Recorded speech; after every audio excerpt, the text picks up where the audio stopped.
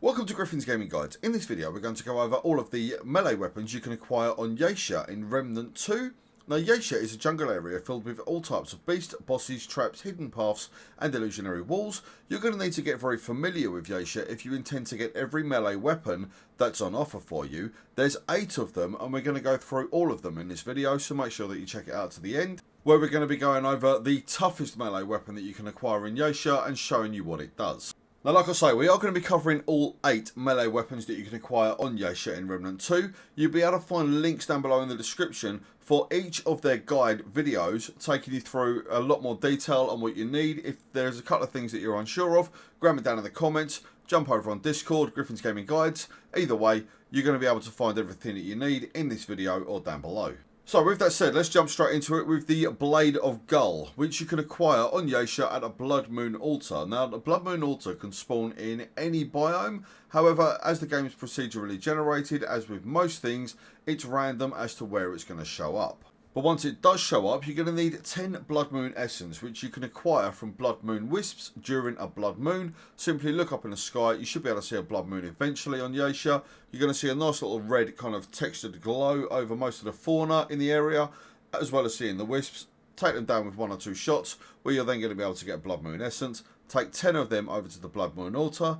as well as 1,250 scrap. You can then craft the Blade of Gull, which is essentially a reskinned version of the steel sword you'll be able to acquire if you started off with the Hunter archetype. It's got a nice kind of 3 hits that you can do, a fairly powerful backslash, where if you do a quick dodge backwards and then hold down the attack button, you can charge that up as well. It's also got 3 nice powerful charged attacks you can use. It's a fairly decent weapon, this one, especially if you haven't got anything better.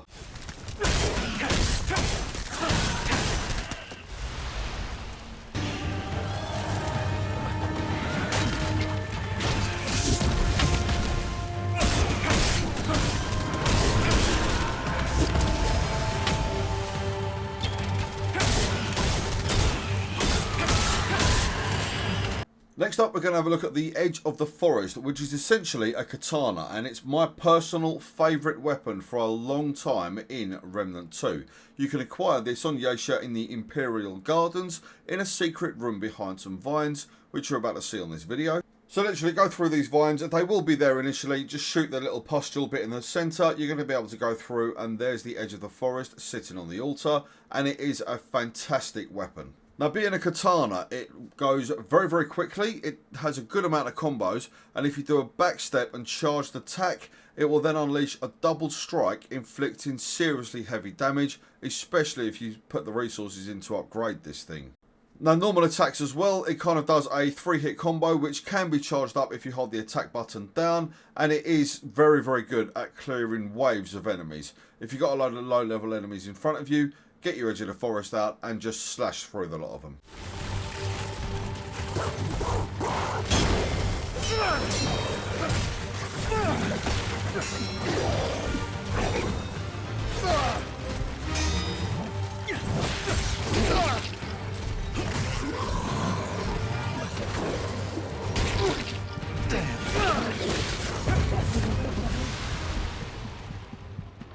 Now we're going to come to a boss weapon, the Feral Judgement, which you're going to need the Ravager's Maw to be able to craft the Feral Judgement over with Macabre in Ward 13.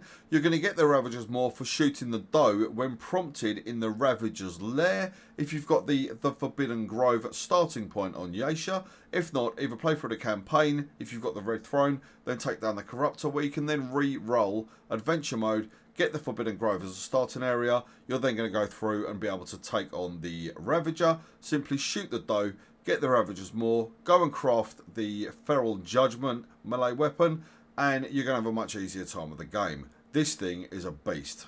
Now, what makes Feral Judgement so powerful is its special ability, where if you've hit an enemy 6 times in quick succession, which you'll easily be able to do given the speed this thing attacks, you can then do a charged backstep attack, where you'll lunge forward, kind of scissoring the enemy. It will then do 10 phantom strikes on the enemy, dealing very heavy damage you're about to see in a sec. If you're struggling with low level enemies in Remnant 2, this is definitely a weapon to consider and taking up to level 10. Obviously being a boss weapon, it won't go to 20, but at 10, it's nigh on unstoppable. You'll be an absolute blender.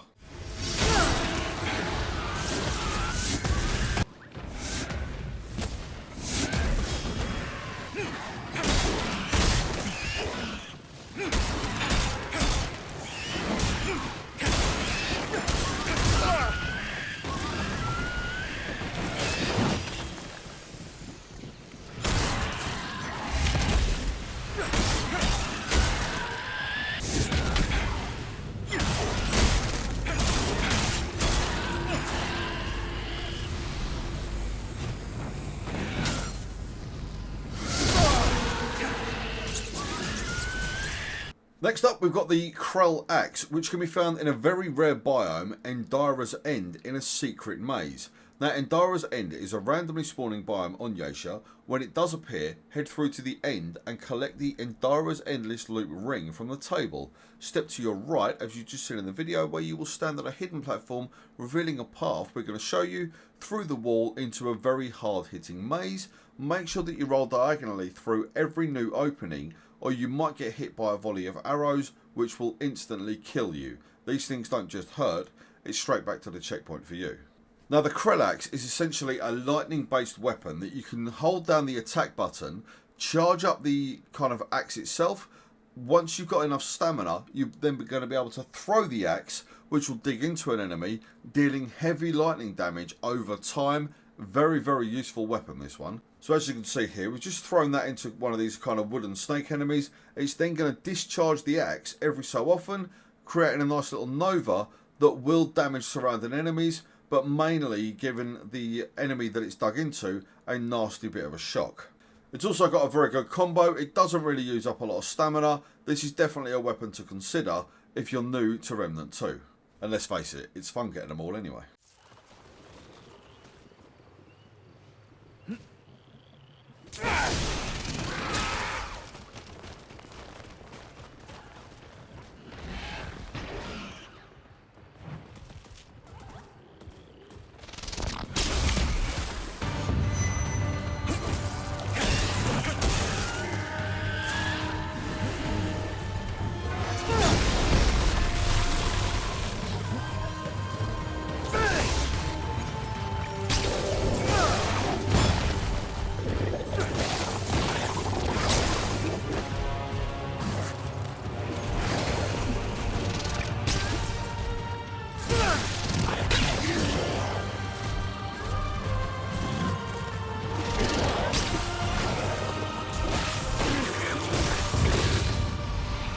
Next up, we've got the Rebellion Spear. Now, in order to get this one, you're going to either need to re-roll Yaesha with the Forbidden Grove, as we need to go back into the Ravager's lair. If you chose to shoot the Doe, complete the Yaesha world, then you're going to be able to load up Adventure Mode, go back in on there, back into the Forbidden Grove, all the way back through to the Ravager's lair again. This time, however, you need to revive the Doe. Walk up to the Doe, press either square or X, depending on your console, or whatever the button is on PC.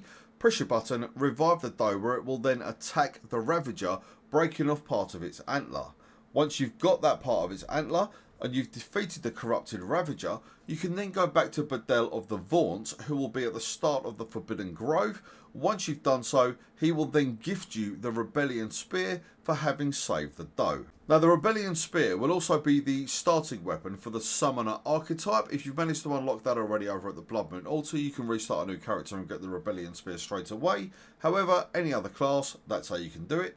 And it is a very good ranged weapon given the size of the thing, so make sure that you put it to good use. Don't get right up close to the enemy. This thing will go a good 6 foot in front of you, especially if you do a charged attack. Now, it's also got a very tasty backstep attack, where if you dodge backwards, hold down the attack button, you can then lunge forward in an arc, dealing heavy damage to everything that's standing directly in front of you.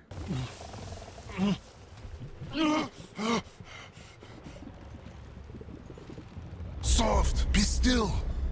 There, in the glade. Take this, and the prophets of Oblivion shall flee before it, and let it be forever known as the bulwark of the Doe.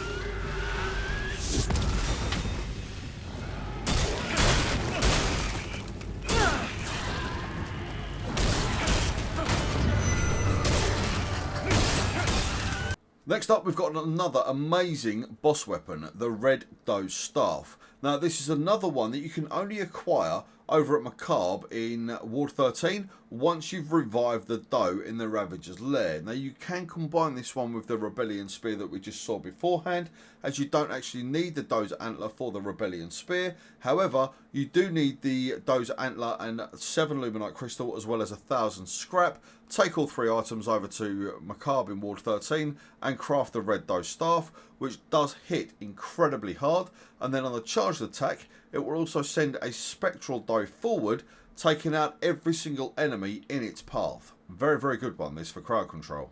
It's also got the normal kind of slashes that you'd expect from a staff or spear type weapon. It does hit very hard, even when it's not even been upgraded. It could definitely see you through some tricky crowd control situations, this one.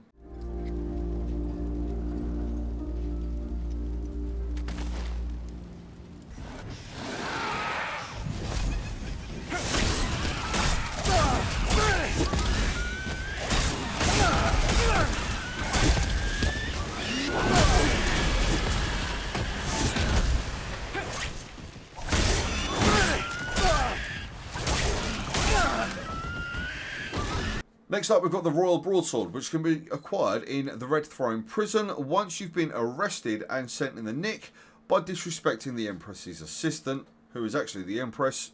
Bit of a weird game, just go with it. Now, after you've had the shit kicked out of you, you're then going to wake up in a prison cell. The Empress assistant, who was the Empress a minute ago but now isn't, again, it's a weird game, just get over that bit. She'll basically let you out. Once you're out, you need to go up to the 3rd floor. You're going to find the Royal Broadsword on a table, and it's a very, very hard-hitting weapon, even at level 1. Now, this thing does the usual kind of greatsword attacks. It will do a triple hit, so long as you press the buttons enough, and it'll also do charged attacks. A nice one that it has got, if you do a backstep, you're then going to be able to do a lunging, jumping slam forward, which will inflict very heavy damage against anything stupid enough to get in the way of this thing. If you want to kind of go for a strength build, the Royal Broadsword is definitely the way forward.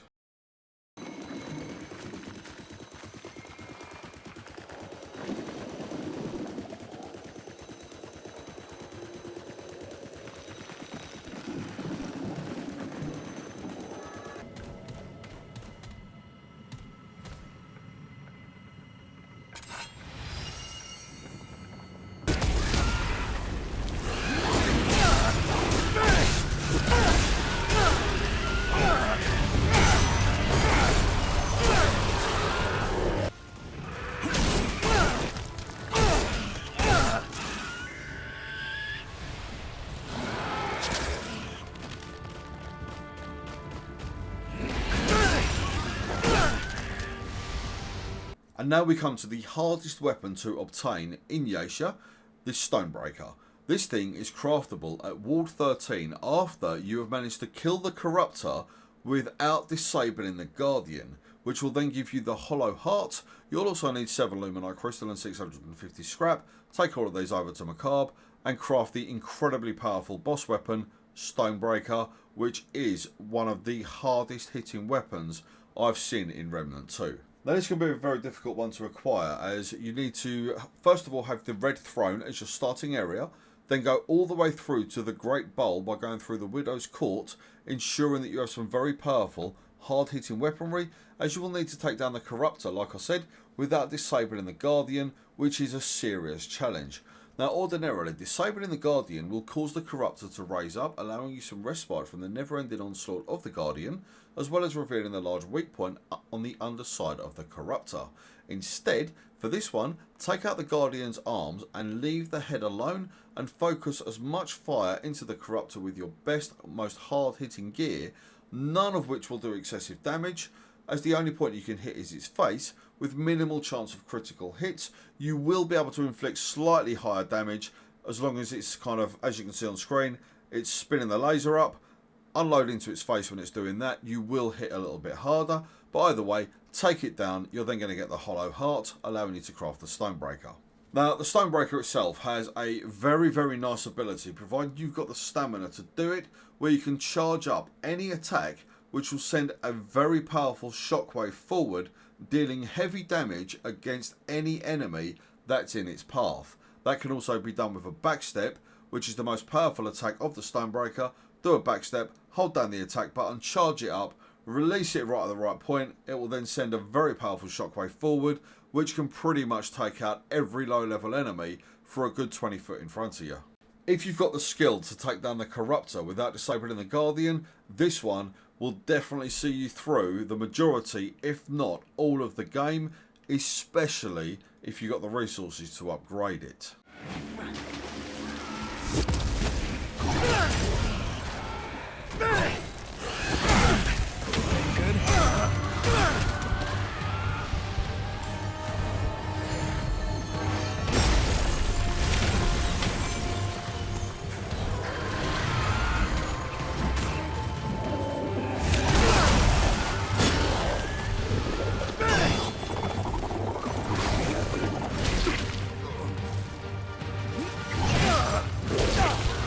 So that's where to acquire and a good look at all 8 melee weapons that you can acquire on Yaesha. Which one was your favourite? For me, it was probably Stonebreaker or Edge of the Forest.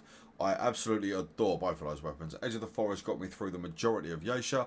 Obviously, I've had to re-roll this world, I think 24 times I've had to do this, just to put the guides together and make sure that everything's all done properly. So about 24 times, Edge of the Forest was one of the best ones I could have. But Stonebreaker, you just can't deny the power of the thing. If Stonebreaker took a bit less stamina to do its attacks, I'd be straight there. It would be my favourite without question. But I've got to go with Edge of the Forest for it. Which one was yours? Let me know down in the comments below. Now, if this video has helped you out, acquire or have a look at any of the 8 melee weapons you can acquire on Yaesha, make sure that you hit the sub button. It does help us out a great deal. Either way, though, whichever you decide to do, you guys take care of yourselves. Please enjoy the rest of your week, and we do look forward to seeing you back here at Griffin's Gaming Guides.